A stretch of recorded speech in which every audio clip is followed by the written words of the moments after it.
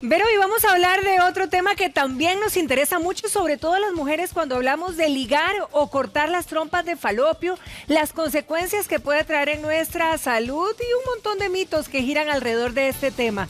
El ginecólogo Luis Diego Carazo está con nosotros justamente para abordarlo y guiarnos. Doctor, bienvenido como siempre a su casa. Muchas gracias, buenos días.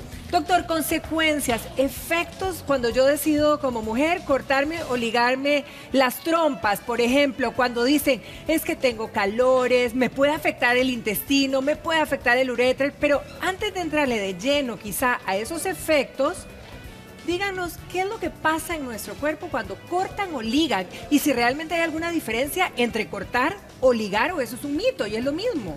Ok, básicamente el asunto funciona así. Todas las cirugías llevan corte y ligadura.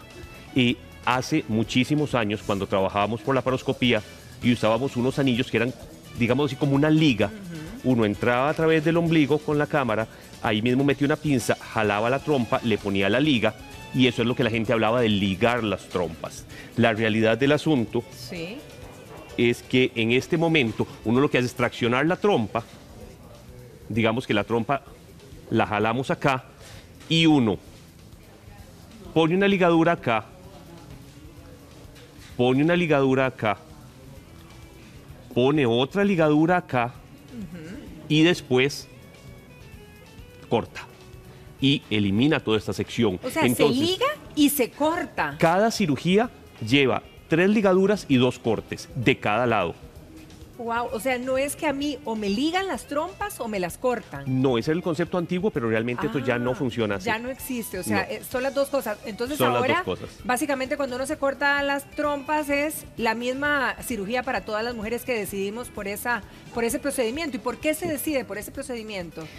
Básicamente lo que estamos buscando es una anticoncepción permanente, haciendo énfasis en el concepto de permanente, porque hay pacientes que manejan la idea de yo quiero pasar 5 años sin tener hijos, entonces me voy a operar ahora y después me vuelvo a operar para volver a tener hijos. Correcto. Hay que olvidarse de eso, realmente la cirugía, si bien tiene alguna posibilidad de revertirse, ¿la tiene, doctor? Sí, pero no es buena. El asunto es este, la trompa no es una manguera, ¿ok? La trompa es un órgano vivo que tiene 2 tipos de sistemas que ayudan a la movilización del óvulo.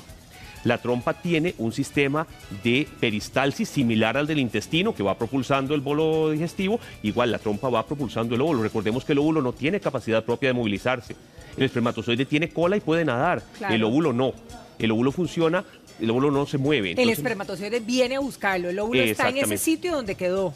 No, el óvulo sale del ovario, la trompa lo capta y, como vemos aquí, esta zona de la trompa que se llama la fimbria, capta el óvulo y ese movimiento peristáltico va propulsando el óvulo hacia el útero y más o menos a 2/3 partes se encuentran y ahí se produce la fecundación. Pero entonces la trompa tiene este sistema y además la trompa tiene por dentro como un sistema de pelitos que llaman cilios que van jalando el óvulo hacia el útero. Una vez que nosotros cortamos la trompa, después de un cierto tiempo, que alguna gente considera que son 5 años, otros consideran que son 3 años, ese sistema de propulsión se pierde.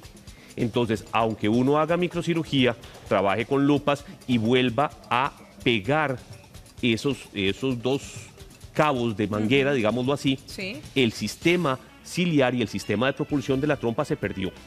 Entonces, a pesar de que la cirugía queda bien y yo le puedo hacer un examen a la paciente y demostrarle que la trompa quedó permeable, ya esa manguera es nada más una manguera, ya no es un órgano vivo y ya la cirugía no va a funcionar. O sea, no vamos a poder reproducir otra vez. Es muy poco probable. Ahora, doctor, me encantaría que lo volviera a repetir, porque este mito que podríamos decir actualmente, que ya se convierte en un mito, es que ya no hay cirugía de amarrar por un lado y no hay cirugía de cortar trompas por otro lado, porque pensábamos que la de amarrar sí podría devolvernos las trompas y la de cortar ni hablar ya no había vuelta atrás. Por favor, seamos claros porque todavía creo que esta es la percepción de muchas mujeres porque nos escriben a diario y en Facebook precisamente hemos recibido muchos comentarios y dudas con respecto a este tema. Volvemos a lo mismo. Antes, cuando yo estaba estudiando medicina, y estamos hablando de hace mucho rato, usábamos los anillos de Jung. Eso era, vamos a hacerlo diferente, vamos de nuevo. uno jalaba la trompa, hacía un asa en la trompa. Esa trompa, si la vemos aquí, ¿dónde está? Sería esta de acá. Es esta de aquí. Ok, perfecto, para visualizarlo claro. Entonces, uno jalaba la trompa y ponía un anillo que es como ver una liga gruesa, y esa liga gruesa quedaba... Como cuando nos ponen aquella liga acá para poder sacarnos sangre, que la aprietan duro, sí, digamos. algo similar. Lo que pasa es que esta quedaba mucho más tallada, entonces el efecto no era solo un efecto mecánico de cerrar la trompa, sino que además cortaba el flujo sanguíneo y con el tiempo esta parte de la trompa se eliminaba.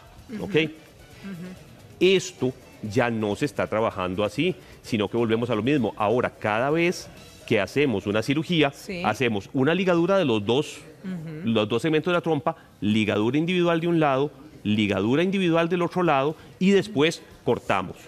Eliminamos toda esta sección de trompa y nos aseguramos de que la posibilidad de que la paciente se vuelva a embarazar es prácticamente cero. Doctor, perdón, ¿quería aumentar algo? Sí, también es importante saber que hay diferentes técnicas para cortar la trompa. Y según las técnicas que hayan y la posibilidad de volver a conectar esos tubos a un periodo relativamente corto o la posibilidad de que no haya nada más que hacer, es diferente. Una de las cirugías que se hace es eliminando, digamos, esta flor que vemos acá, que es la que engloba el ovario, que es la que captura, atrapa el óvulo y lo lleva. Podemos separar esta parte y cortar eso propiamente, eliminar esta zona de acá. Al eliminar esa zona de acá, la posibilidad de revertir esa cirugía es cero. Es imposible porque esa es la parte que era donde usted explicaba que empujaba, digamos. Más o menos, sí, esa es la parte que capta el óvulo y después sigue llevando. Entonces ahí la posibilidad de revertir la cirugía es prácticamente cero. ¿Por qué se opta por una o por la otra? Sí, exacto. ¿Quién define además? ¿La Generalmente, paciente? Muchas veces la decisión la toma el médico en base a lo que la paciente le dice. Si la paciente le dice a uno, mire doctor, definitivamente no quiero, uno opta por algo que sea definitivo. Mi opinión personal es que la paciente le dice, bueno doctor, pero es que si ocurriera tal circunstancia, tal situación en mi vida que me va a cambiar la vida aquí y allá, que si yo me divorcio, que si me vuelvo a casar, que aquí que allá, esa paciente no es candidata para una cirugía. No se debería operar. La paciente que se opera tiene que estar manejando el esquema mental de que esto va a ser para toda la vida. Ahí nos queda entonces este panorama totalmente claro. Vamos a otro panorama y es el que consulta también mucha mujer, doctor. Consecuencias o efectos después de esta cirugía. Por ejemplo, algunas dicen que después de la cirugía quedan o sangrando mucho en la regla o se les corta la regla por siempre. ¿A qué se debe? No hay ninguna razón para que se les corte la regla porque nosotros estamos trabajando sobre la autopista. Vamos a asumir que esto es un proceso de fábrica. Entonces yo tengo una fábrica de óvulos que me va a producir óvulos. Tengo una autopista que va a transportar esos óvulos hasta el útero y tengo una fábrica de bebés donde voy a formar el bebé con ese óvulo fecundado. ¿Qué es lo que hacemos aquí? Lo que vamos a hacer aquí es eliminar la autopista.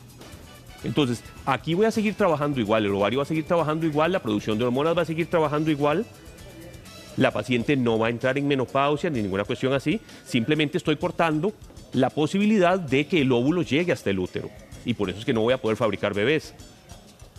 Digamos que aquí me fabrican las partes del carro, tengo la autopista y aquí me hacen los carros, pero si a la fábrica de carros no me están llegando las partes, pues no puedo hacer los carros. Claro.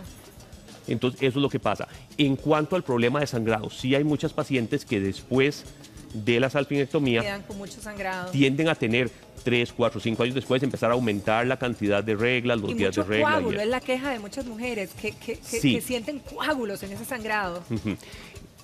Hay diferentes explicaciones de por qué eso ocurre. La explicación que se acepta más es que según la técnica que se usa varía el aporte de sangre que le llega al ovario. Me explico.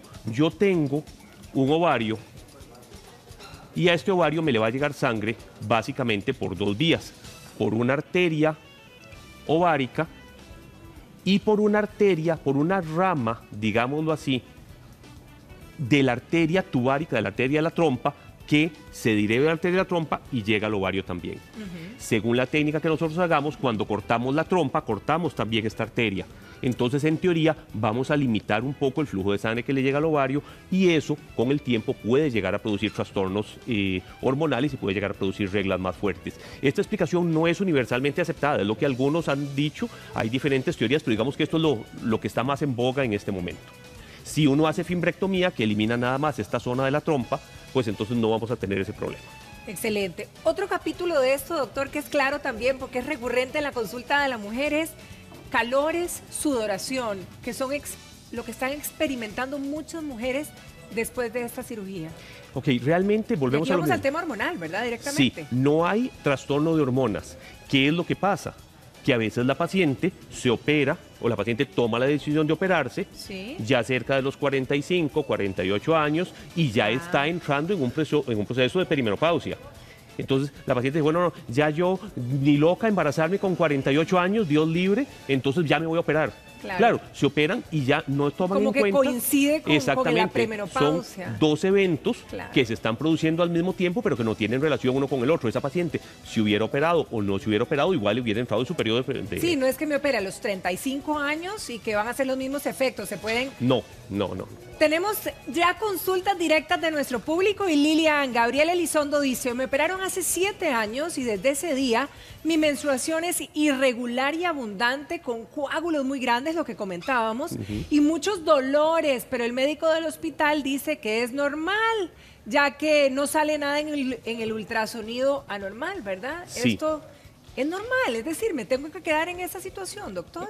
Puede ocurrir que esto pase. Tenemos que pensar siempre que cada vez que estamos haciendo algo que altera el funcionamiento, digamos, normal del organismo, eso puede tener algún tipo de repercusión.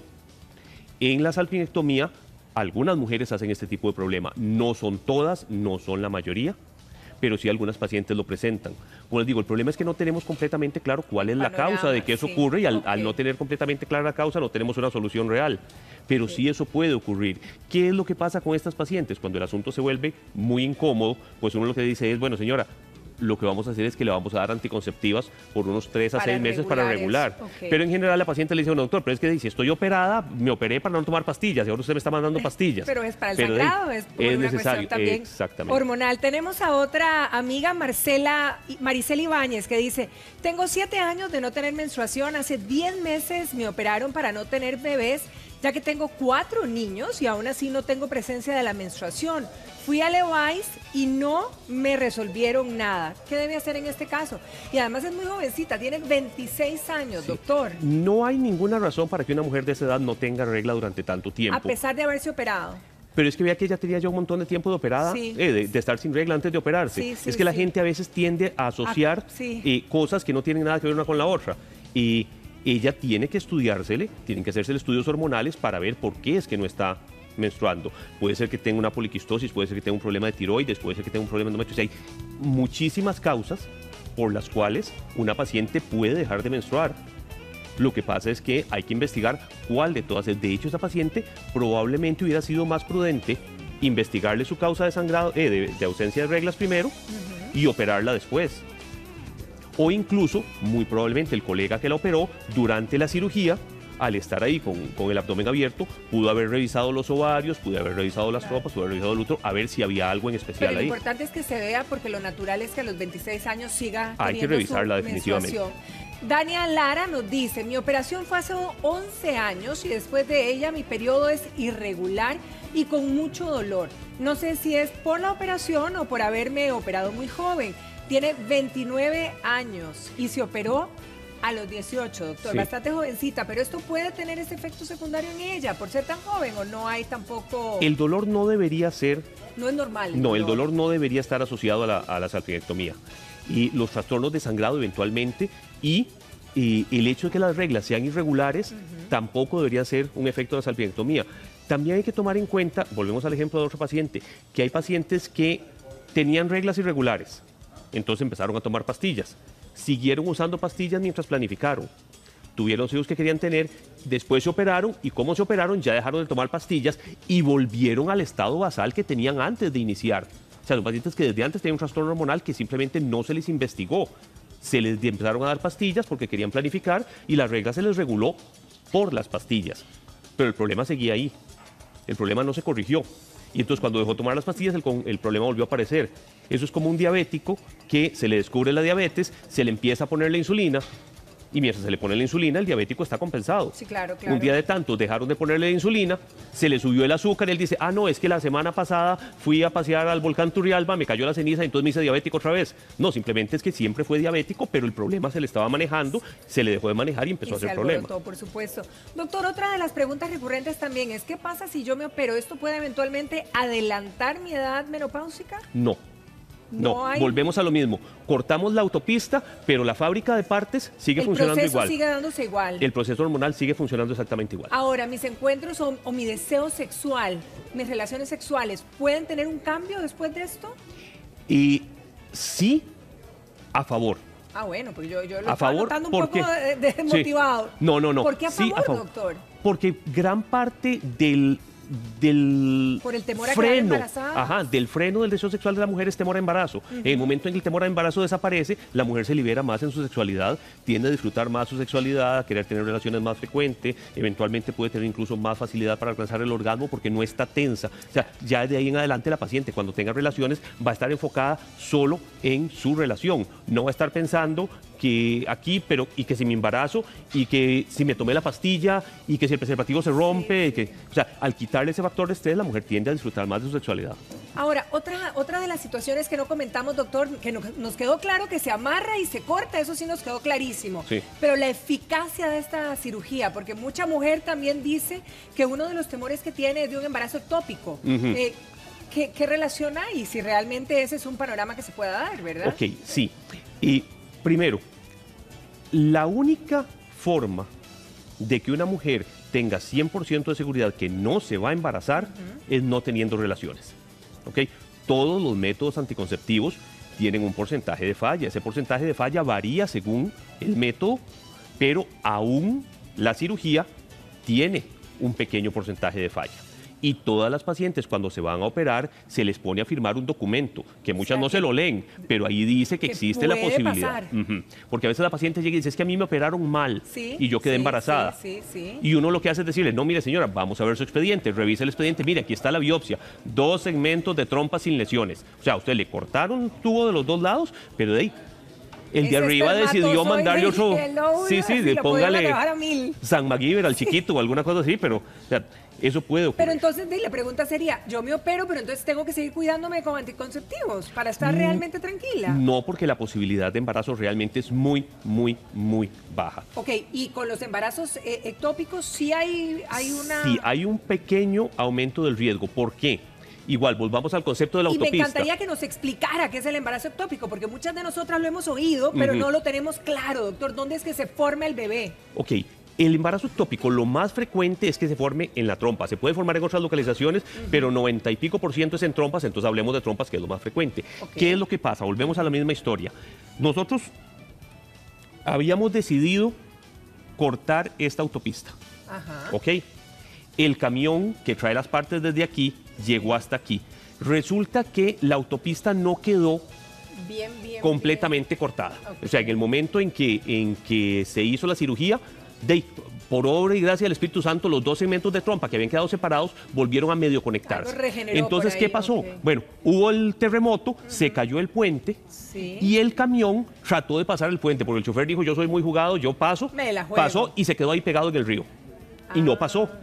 Y el espermatozoide viene aquí nadando y llegó hasta aquí y la fecundación se produce en la trompa. Pero... Que dígame dónde se debería de formar naturalmente, como para hacer la diferencia. Sí, la fecundación generalmente se produce en la trompa, pero ese sistema que teníamos de cilios y todo lleva el óvulo fecundado hasta el útero. Correcto. Entonces, ¿qué es lo que pasa aquí? Que aquí la fecundación se produce en la trompa, pero el camión no pudo pasar de ahí. Se nos quedó pegado ahí, entonces el embarazo se implanta en la trompa y empieza a crecer en la trompa. Obviamente, la trompa es un órgano que no está diseñado para distenderse y poder albergar un bebé de 9 meses. Entonces la trompa simplemente se empieza a estirar, se empieza a estirar hasta que llega un momento donde ya no puede estirarse más, se revienta y eso produce una hemorragia interna. Una hemorragia que nos puede llevar a la muerte. En algunos casos, si no se detecta a tiempo y si no se trata a tiempo. ¿Y esto es muy común, doctor? Es realmente poco frecuente.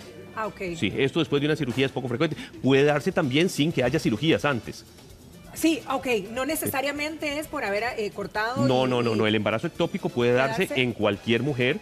Hay factores de riesgo, pero digamos que la salpingectomía es uno de los factores de riesgo. Lo que pasa es que la posibilidad de embarazo en una paciente que está operada es tan baja que la posibilidad de que se forme un embarazo y que además sea un ectópico es todavía más baja. Okay, entonces realmente no es un factor que predisponga a hacer embarazo ectópico, sino que es un factor que protege contra el embarazo ectópico porque el porcentaje total de embarazos va a ser muchísimo menor. Realmente no es una cosa que lo preocupe a uno. Ok, doctor, excelente. Nos queda más que claro, ¿verdad? Yo creo que evacuamos todas las dudas y mitos y le agradecemos por explicarnos de esta manera, bueno, tan ilustrativa. Muchísimas gracias. Muchas gracias. Un placer, como siempre, tenerlo aquí. Igualmente, muchas gracias. En casa, y nosotros continuamos y con algo que estoy segura que también le va a interesar mucho allá en casa. Douglas.